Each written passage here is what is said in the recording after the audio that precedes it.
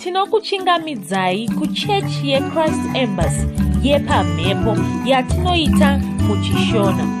Iko zvino hapachina chikonzero chokupedza svondo rose usina kupinda chechi, nokuti painopindwa unenge usipo, kuda wakanga uri kubasa pakaenda vamwe kuchechi, kuda wakanga uri parwendo, kuda chechi yeChrist Embassy haisati yakuwanikwa kwaunogara, kana kuti unofarira hako kudzidza shoko raMwari neChishona.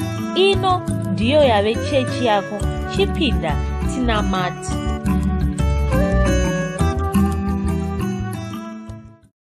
Tinokuchingamidzai zvakare kuchechi yedu yeChrist Embassy Yepamhepo yatinoita muChishona. Tinoimba Mwari wari kuropafadzai uye muri kukunda nekubudirira muna Kristu.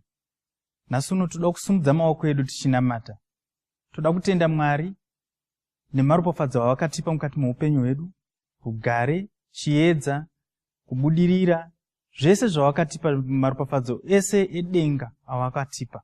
Muzita raIshe Jesu Kristu ngatinamate tisumudze maoko edu. Tinokutendai Baba, nokuti muri Mwari mutsvene, Mwari wakarurama. Tinokutendai nerudo rwenyu, tokutendai nechiedza, tokutendai nekutida kwamakaita, mukatiropafadza nemaropafadzo ese edenga. Tinokutendai nokuti tiri murugare, tokutendai nokuti hakuna chombo chinogadzirwa isu chinobudirira.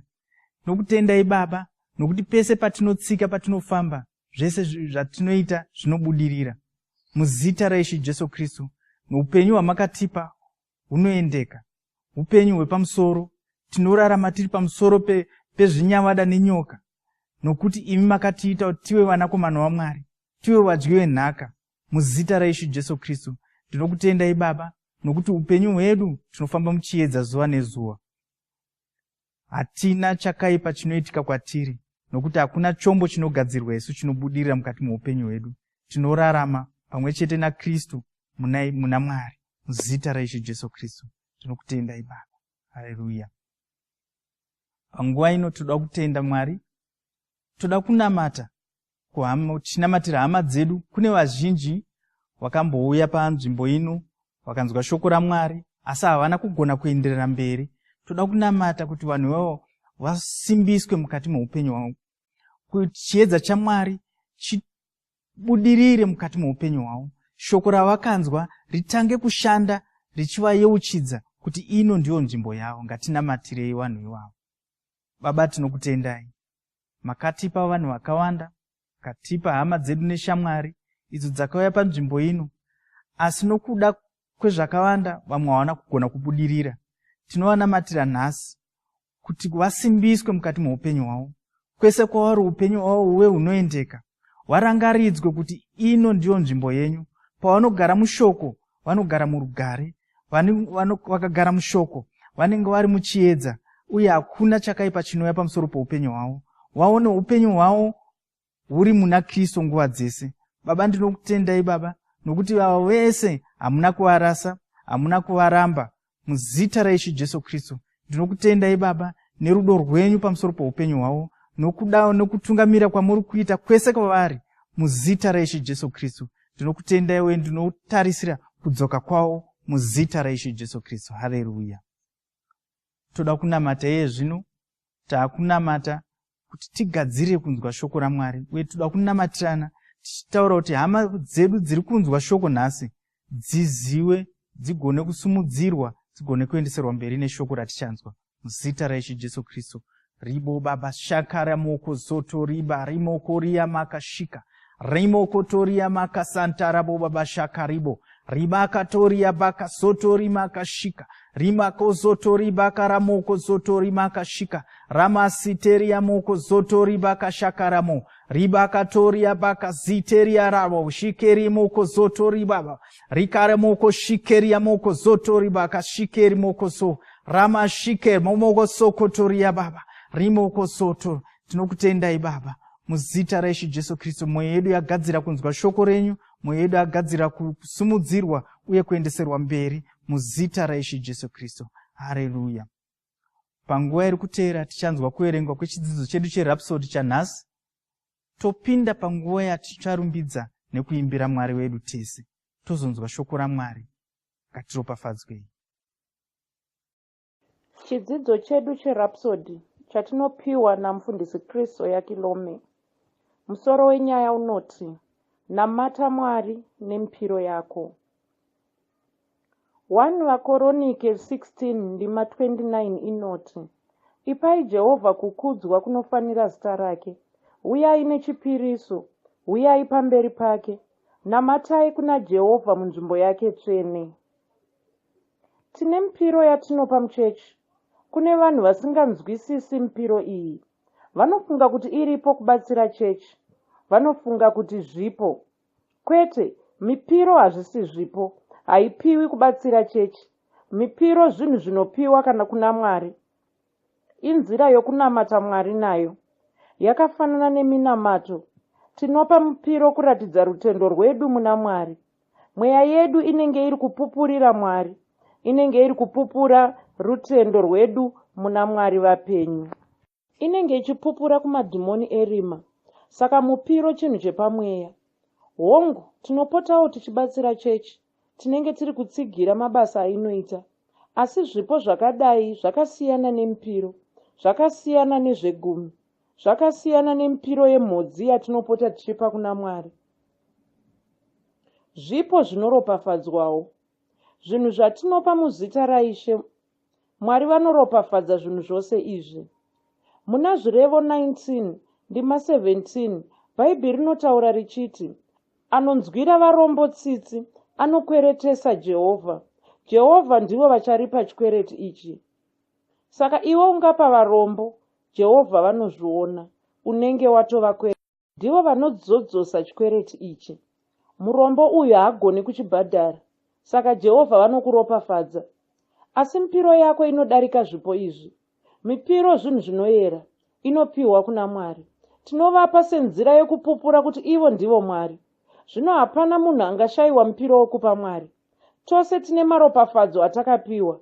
Tine zvinhu zvatakapiwa naMwari. Zvinhu izvi zvakawanda. Ndiko kusaka tichifanira kuvarumbidza. Ndiko kusaka tichifanira kuvanamata. Ndiko kusaka tichifanira kuvayemura. Saka tinofanira kupa mupiro. Iyi ndiyo imwe yenzira dzekuvanamata nadzo. Ndiyo imwe yenzira dzekuvatenda. Tinenge tichivatenda nokuda kwezvavakaita muupenyu hwedu. Namata mumashure mangu uchiti, Baba vokudenga vandinoda. Ndinokudza ushe hwenyu. Ndinokunamatai nemwoyo wangu wose. Imi moga ndimi makakodzera kurumbidzwa. Ndimi munofanira kunamatwa. Ndinokurumbidzai. Ndinokunamatai. Ndinokunamatai nemipiro yangu. Ndinokunamatai nemwoyo unofara. Ndimi Mwari wekudenga nepanyika. Zita renyu ngariropafadzwe nekusingaperi. Dzimwe ndima dzinotsigira chidzidzo chanhasi ndedzinoti, Mapisarema 96 ndima 8, Mapisarema 50 ndima 23, navaHebheru 13 ndima 15. Taiwana hama yakanaka, Taiwana hama inerudo, ndiyeyu Jesu wakanaka, wakandifira pamuchinjikwa. Taiwana hama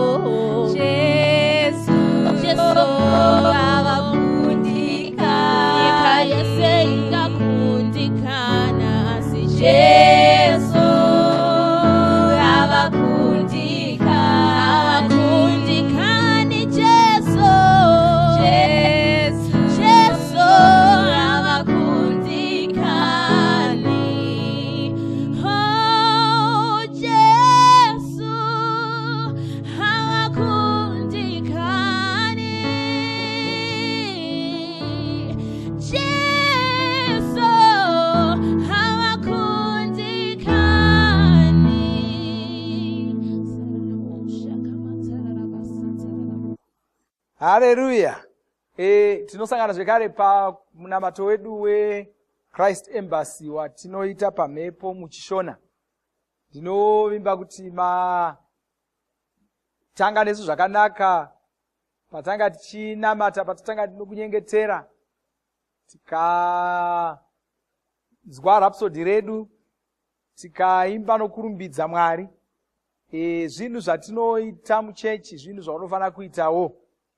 Uye usati ndanga ndichingori ndega, ndichipinda munamato uyu ndiri ndega. Aiwa, imba. Hapana akamboti kana uri wega hauimbi. Vazhinji ndo pavanotoimba ipapo, pavanenge vari vega, nokuti havadi kunzwikwa vachiimba zvisina kunyatsonaka. Vanoimba vari vega, uye usina munhu waunotaura naye, kutoimba kunotoita nyore. Saka patinenge tichimba paya, batana nesu, dzidzawo nziyo idzodzo. Ndinogara ndichitaura ndichiti nziyo idzodzi dzatinokupai hadzizongokuvarayidzai tikuridzirai. Tinenge tichitotarisira kuti warunzwa wotorudzidza, rwotova rumwe rwedzimbo dzaunoimbawo iwe uchirumbidza Mwari nokusimbisa rutendo rwako. Saka tinenge tichitokupai nziyo idzodzo, hatisi kungokuimbirai, tiri kukupai tiruve rumbo rwako rwaunoimba. Uye regai nditi zvekare, nziyo idzodzi dzatinoimba idzi ndo dzamunofanira kuchidzidza kuimba. Nokuti dzimwe nguva tinozonzwa vanhu vachiimba nziyo dzisinganyatsi budisa vhangeri zvakanaka. Nziyo dzokudemba, nziyo dzokudini, Mwari mandisireiko, ndakutambura, Mwari muripiko, mandipagotsi chichi. Mwari haasi mudzimu unonzi haupi kaviri kana kuti unofuratira vanhu. Mwari havana kudaro. Mwari ndiMwari vanotida. Saka nziyo dzatokupai idzi, chidzitorai muchifamba nadzo, dzichiva idzo nziyo dzenyu dzeshoko raMwari dzamunoimba. Nokuti dzimwe munogona kunge muri kudziimba dzisiri kunyatsowirirana nechiKristu norutendo rwenyu. Haleluya. Asi ndoda kutenda mufudzi Kristu vanotipa mukana wekuti tisangane tichinamata saizvozvi. Masvondo kuda maviri apfuura tanga tiri kutaura pamusoro pemupiro. Takatanga kutaura kuti nemhakei uchifanira kupa mupiro wako. Tikati mupiro ndo nzira yokunamata nayo Mwari. Kana usingapi mupiro hausi kunamata Mwari. Nzwisisai ipapo. Musangosunga zvikwama zvenyu chiti ini yangu mari haendi kuchechi, vanhu vokuchechi vanorya mari. Hausi kunamata Mwari kana usingapi mupiro. Mupiro ndo nzira yaunoshandisa kunamata nayo Mwari. Kufugama kuya kwamunoita muchinyengetera nokudiye hakuna kukwana. Kazhinji kacho vanhu pavanofugama vachinyengetera vanenge vachitokumbira Mwari, havasi kutombonamata Mwari, vari kutongokumbirawo Mwari. Vane zvinhu zvavanoda kuitirwa, havana zvavari kuitira Mwari, vari kutsvaka kutoitirwa zvinhu. Saka zvamuchazoitiravo Mwari ndezvipi, riini? Haleluya. Saka takatarira zvese izvozvo kuti mupiro ndo basa rayo tinofanira kupa Mwari. Takati rudo rwako rwaunarwo kuna Mwari runofanira kupupurirwawo navamwe. Haufaniri kungoti ini naMwari tinonzwanana, tinozivana. Mwari havadi izvozvo. Vanoda kuti pave nezvapupu zvinopupura kuti hongu munhu uyu anoda zvechokwadi, unondinamata, ndini Mwari wake, honai mupiro waanondipa. Kana Satani akati nema munhu uyu imi hamusi Mwari wake, haakutoriisa Mwari, unoti unongoti handitorisa Mwari sei? Hona mupiro yaanondipa iyi. Wakamboona munhu achipa mupiro kumunhuwo zvake? Wakamboona munhu achipa mupiro kwese kwese, ukaona achipa mupiro kwandiri, ndokutaridza kuti ndini Mwari wake. Nokuti mipiro inongopiwa kuna Mwari chete, haipiwi kuvanhu. Haleluya. Saka mipiro hazvisi zvipo zvatinopa kuchechi, haisiri mari yatinopa kubatsira chechi. Svondo rapera takatsanangura mhando dzemipiro. Takati kune mipiro yaunosungirwa kupa yakatotarwa nechekare, unotosungirwa kuipa sokutarwa kwayo.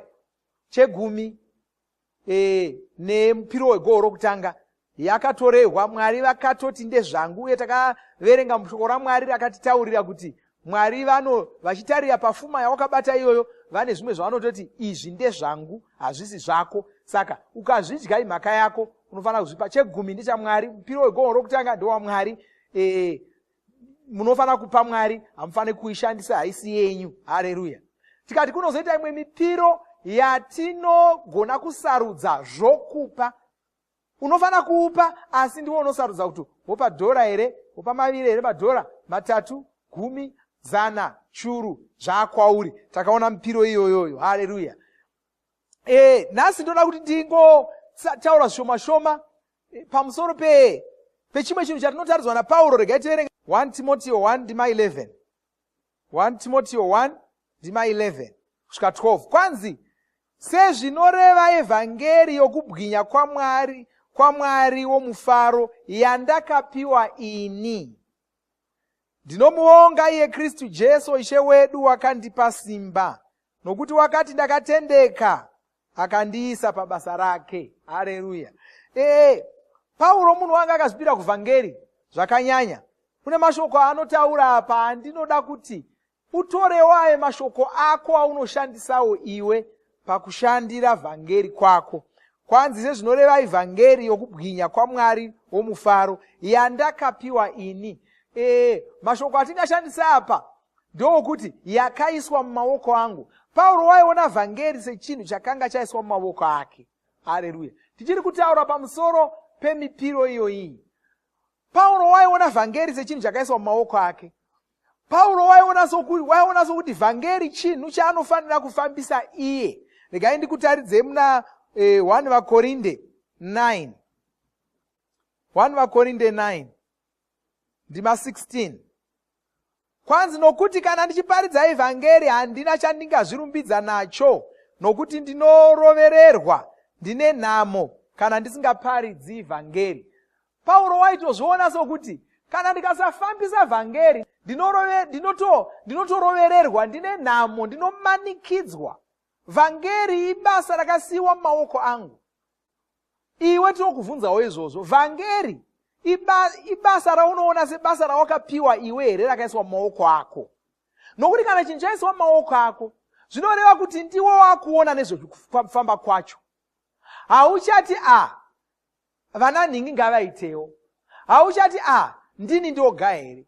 Hauchati ini ndaita pangu. Aiwazve, zvakaiswa mumaoko ako. Nyangwe vamwe vese akatiza akaenda, iwe hauna kusununguka kuvateverawo uchiti ndakuzvisiyawo ini. Aiwa, chinhu chaiswa mumaoko ako kureva kuti ndiwo uchachidavirira, ndiwo uchazobvunzwa kuti chinhu ichi chazofamba nenzira isei, wanga uripi. Saka ndizvo zvakaita vhangeri. Pauro unoti vhangeri rakaiswa mumaoko angu.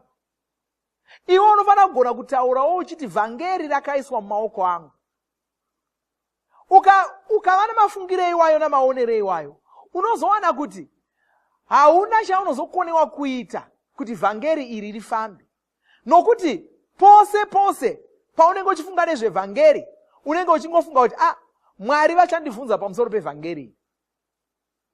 Uye pachitokwadi Mwari vachakubvunza pamusoro pevhangeri. Pane zvimwe zvinhu mubasa revhangeri zvisina mumwe anotarisirwa kuita kunze kwako. WaMukristu, waWaMwari. Bhaibheri rinoti kwanzi takatengwa, hatichisiri vedu. Ndozvinotaura neshoko raMwari. Takatengwa, hatichisiri vedu. Kureva kuti upenyu hwatinorarama takuraramira Mwari. Ando zvatotaura kuti ndinoraramira Mwari. Kureva kuti handichaiti zvangu, ndakuraramira Mwari. Kureva kuti une zvinhu zvauchazonobvunzwa kuti wakazvifambisa sei. Uchanofanira kuzvitsanangurira. Bhaibheri rinoti pamwe mufananidzo wematarenda, muwakapuwa 5, muwakapuwa 2, muwakapuwa 1 chete. Uye wakapuwa 1 chete wakangofunga kuti zvina basa, regai ndifutsire. Kana tenzi vauya ndichange wadzorera tarenda ravo, ndoti tarenda renyiri. Asi wakazokashamara, wakazoshamiswa, akuvhunzwa kuti wakaitei netarenda rangu, wakadiri kuriendesa kubhanga, wakadiri kunoripa vanhu vanogona kuriwedzera rabereka. Haleluya. Pane zvinhu zvauchazobvunzwa, hazvina basa kuti unofunga kuti chinyi. Vhangeri ndo chimwe chinhu chauchabvunzwa pamusoro pacho. Zvino kufambiswa kwevhangeri uku kazhinji kunoda mari. Ndosaka uchifanira kuva wakazvipira kuisa mari yako kuvhangeri. Takataura kuti kune mipiro yaunofanira kupa. Imwe yemipiro iyi inoshanda kufambiswa kwevhangeri. Mipiro iyo inoshandiswa kufambiswa kwevhangeri. Kureva kuti panga pachifanira kuenda mupiro wako ipapo, ukasaisa wako panosara pasina kuenda mupiro. Mwari vanozokuvunza kuti hapana kufamba sei, paifanira kuenda mupiro wanhingi kuti kufambe. Haleluya. Saka ndokukurudzira nhasi, ita saPauro. Wona vhangeri sechinhu chakaiswa mumaoko ako. Ugozviona iwe somunhu ane basa rokufambisa vhangeri, rokuita zvose zvinodiwa kuti vhangeri rifambe. Kana iri mari inodiwa, isa mari iyoyo. Kana chiri chii chinodiwa, ita izvozvo. Uye usangoti ndanga ndisina mari, usazvinyebera uchidaro. Uchiti ndanga ndisina mari. Aiwa. Usazvinyebera uchidaro. Iwe unoziva kuti unayo. Mwari vanoziva kuti unayo. Kana kuti yaunayo yacho Mwari vanoziva, ita izvozvo zvaunokwanisa. Haleluya. Kuda mashereni ringori shereni rimwe chete rinounokwanisa 10 cents yega. Isa 10 cents iyoyo ugoti Mwari ndakaisa 10 cents ndo yandaigona. Kana iri wanga uchigona, Mwari vanozviziva, vanozvinzwisisa, vanoropafadza izvozvo. Kana riri dhora, kana iri 50 cents, kana ari madhora 10, kana ari madhora 100, ndizvozvo. Haleluya. Wona vhangeri sebasa rawakapiwa, sechinhu chakaiswa mumaoko ako, chauchazodavirira kuna Mwari musi waunosangana navo. Haleluya. Amen. Zvakanaka. Ndichitaura saizvozvi, rangarirai kuti svondo inouya, takati ndo svondo yokutanga komwedzi wambudzi, mwedzi wa10 guru tatopedza. Takutopinda mumwedzi wambudzi. Svondo yokutanga yemwedzi wambudzi iyoyi takataura ndo svondo yesungano yedu. Saka muchirangarira dzidziso yanda ndichikupa yese iyi pamusoro pemipiro, uyai makagadzirira musvondo rinouya nemari dzenyu dzesungano. Sungano yedu ndeyechiko? Sungano yedu ndiyo kufambisa vhangeri. Vhangeri iri rakaiswa mumaoko edu, hama dzangu.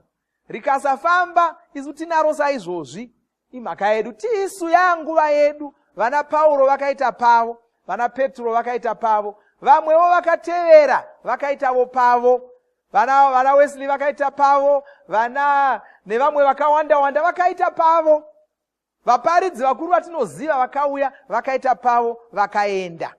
Ino yava nguva yedu. Tichazotiwo taita zvipi? Haleluya. Saka ndokurudziro iyoyo, ndo pane sungano yedu, toda kutiwo vhangeri rifambe munguva yedu. Rigoita mbiri yokuti munguva yavanhu ava vhangeri vakafamba zvingabviri. Haleluya. Saka uya nemari dzako dzesungano, dzechisungano chedu chokufambisa vhangeri. Uye urangarire, hatiuyi kuna Mwari tisina chatakabata. Mupiro wako, ipa mupiro wako saizvozvo. Rega ndikunyengeterere. Baba, ndinokutendai. Ndoda kutendai, ndoda komwe nomumwe wapinda munamato uno, pamwe chete neni nezita raJesu Kristu. Notaura chiropafadzo pamusoro poupenyu hwake iko zvino, muzita raJesu Kristu. Mari dzake dzakaropafadzwa, ufumi hwake hwakaropafadzwa, zvinhu zvese zvoupenyu hwake zvakaropafadzwa, utano hwake hwakaropafadzwa nezita raJesu Kristu. Utano hwake hwakanaka, akagwinya ari mukukutu muzita raJesu Kristu. Hapana cha Satani chinogona kugara munyama yake, chinogona kugara mupenyu hwake nezita raJesu Kristu. Baba, ndinokutendai, ndinokurumbidzai. Haleluya. Amen. Zvakanaka. Ngatisangane zvakare musvondo inouya, tichidya chidyo, tichipa mipiro yedu yesungano zvimwe zvakawanda. Uye rangarirai, svondo yokutanga yemwedzi saizvozvo tinenge tichizvinyima zvokudya zvekare. Ngatiite saizvozvo. Mwari wakuropafadzei. Amen.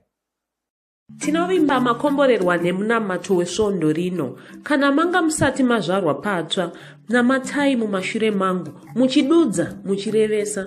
Taurai muchiti, Mwari vari kudenga, ndinouya kwamuri, ndinokoka Jesu kuti vapinde mumwoyo mangu. Ndinokumbira kuti Jesu vatonge upenyu hwangu. Ndinopupura kuti Jesu ndivo vavaishe wangu. Saka ndinogamuchira upenyu usingaperi. mumweya mangu. Ndazvarwa patsva, ndava chisikwa chitsva. Ndinokutendai. Amen. Makorokoto mazvarwa patsva, tinokugamuchirai muchechi yeChrist Embassy. Titumirei zita renyu nekwamunogara. Munogona kutumira iri SMS kana WhatsApp pa 0772 215 kana kutuma tsamba pa shona@gmail.com. Muchida kupa mpiro yenyu neEcocash, rovai namba *151*2*5*58225# motevera zvinenge zviri kutaurwa neEcocash ipapo. Kana muine nhare dzemazuva ano munogona kushandisa KingsPay kupa mpiro yenyu. Shandisai kodi inoti TNIOG nemavara makuru. Tinoda kukuzivisai zvinotevera. Musangano wevafudzi nevatsigiri veshumiro yedu IPPC uchaitwa kuLagos, Nigeria kubva musi wa13 kusvika 19 Mbudzi.